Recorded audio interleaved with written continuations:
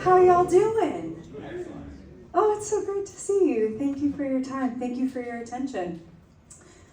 My name is Charlie Lapamardo. I'm also called MC Sparkle. I'm a facilitator and I'm the founder of Sparkleworks. I'm from Massachusetts. I studied at UMass Amherst. I studied marketing, theater, and media literacy. I grew up a theater kid, and while I've come back around to doing that with emceeing corporate events, I, in the middle, took a little detour to corporate America. And while that was, I had mixed feelings about it. My favorite part of it was working in user experience research. I learned how to do design thinking, and I learned how to break through to insights. And that never gets old, the moment where you see a light bulb go off. And so what I'm going to talk to you about SparkShop, it's about that light bulb moment. So we talked a lot in this class about entrepreneurship and the concept of scaling startups, getting venture capital, scaling quickly. I'm not fundraising to build a unicorn. I'm building a slow burn movement. So this isn't a unicorn.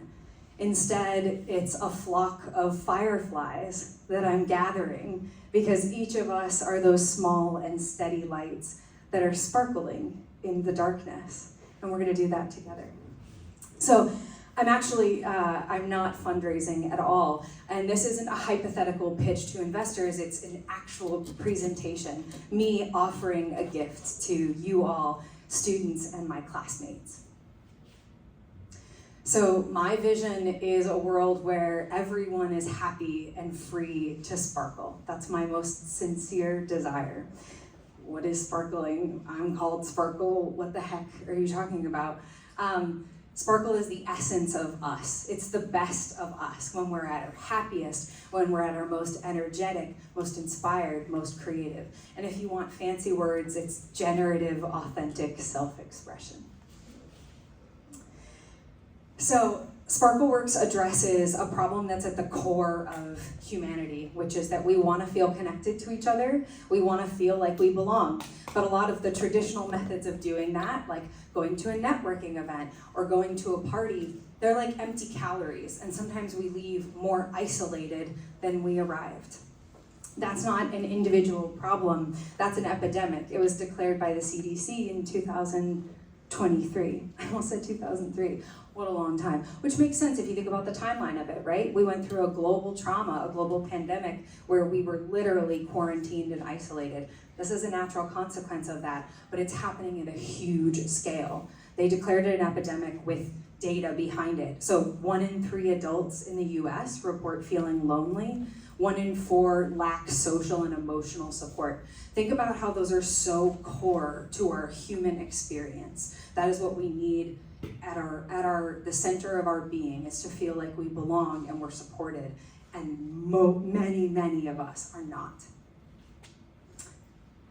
So, the solution that I've developed over 5 years of design thinking and iteration with my peers and with my friends is about designing spaces for us to connect over our shared joys and our challenges. Those are different modes. If you do one without the other, it's either a bummer or empty calories. If you're just on the joy, you're like, yeah, but I didn't really get into what's pulling me down right now. And if you're only focused on the challenge, you're forgetting about the joy of life, the sparkle. You need both, so I'm designing for both of those.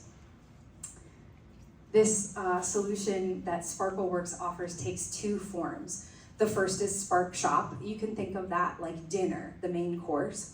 And the second is Sparkle Party. That's dessert. That's like the sprinkles on top. These are pictures of me doing both of those with some of my test groups. This was the most recent Sparkle Party behind me. We made a sign. It's a very creative experience. I'll tell you more in just a second. So Sparkleworks, the Spark Shop framework, is based on the research that I did trying to get to the root of my own problems. In essence, the Spark Shop takes you from problem to possibility to plan. And that's when the breakthrough happens, when you say, wow, I know how I'm going to move forward. I can do this.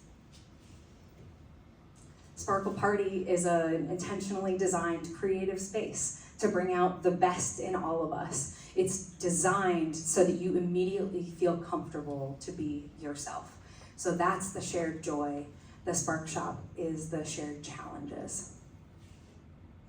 I've been pretty successful at this so far. I've done many parties and many Spark Shops, and 94% would recommend it to a friend. The 6% is not the right audience, and that's a ding that I'm willing to take.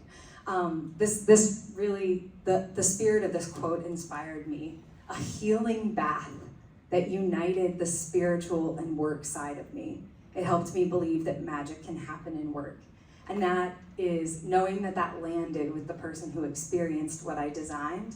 That was incredibly fulfilling for me. And that's what I'm seeking to build on. So, you all are invited. We are going to be hosting a Spark Shop at the basement and a Sparkle Party at Diversionary Theater early this spring. So they are very different modes. They go together, but you can have one course without the other. I would recommend a full meal though. So if you scan this QR code, it's going to take you to a simple interest form. It's not a commitment, it's not an RSVP, it's to share your information and say, hey, I'm interested in joining you, and I'll be reaching out from there. My name is Charlie Lapamardo. Thank you for your time. May you be happy and free to sparkle. Do you have questions? Clarifying question on your targeted clients. It looks like college campuses, universities are who you're going after, but what This is my new experiment. I haven't done it with college students before. I've done this only with people outside of school. And I think that there's a unique value in folks who are in a college environment. So I know that the format works. The audience is something that I'm playing with right now. Yeah. Or who's like the client that's going to be paying for your services? Or who are you looking to? Corporate teams that work hybrid and don't have a sense of community when they're siloed in separate locations. That's the core audience. Yeah. Thanks for asking.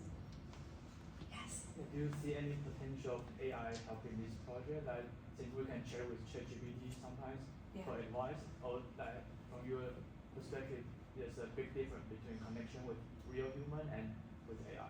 That's such an interesting question because I think about AI as a new manifestation of consciousness.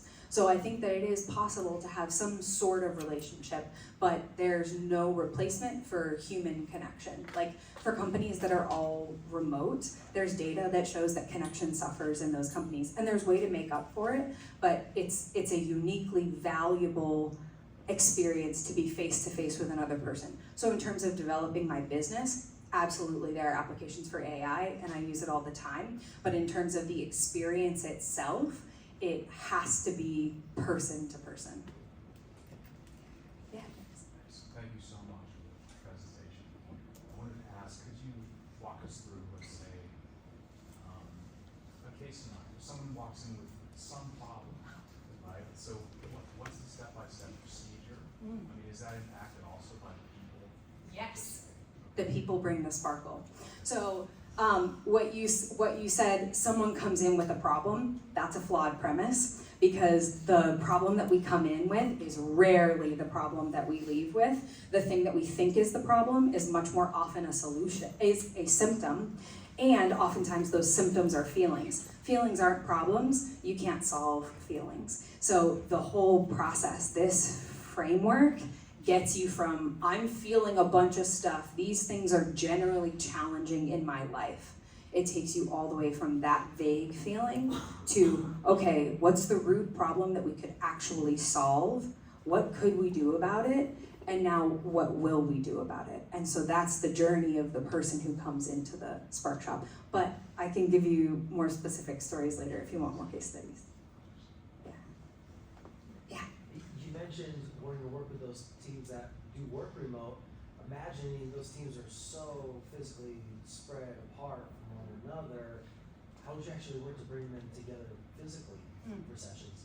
Well, it can work remotely. You it's digital whiteboarding. It doesn't have the same energy and buzz in the room, but a lot of the time, like companies now, after the people are trying to figure out return to work, like what their policy is for their company, and so some companies are hardline, we're only remote. Others are bringing everyone back to the office, but the folks who are blending both generally have a budget for things like offsites or like